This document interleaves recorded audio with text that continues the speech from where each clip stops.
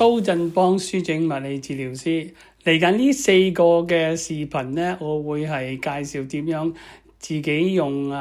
牽引機咧係治療自己嗰個嘅腰骨，同埋咧就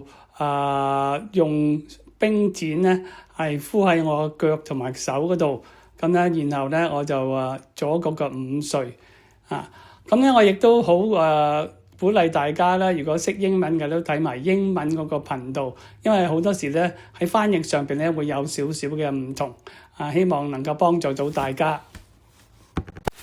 今日咧我會係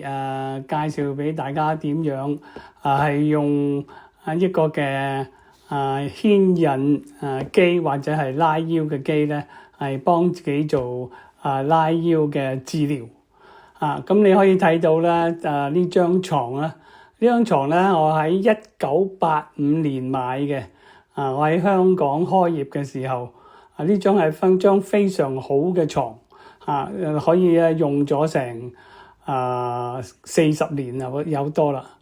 呢個咧就係嗰個嘅牽引器嘅機頭，咁樣咧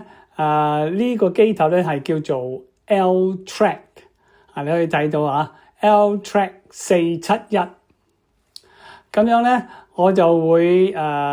用嗰個嘅 favorites，然後咧就校咗幾個嘅program。咁我而家用嗰個 program 咧就係185 kg 嘅 force 嘅力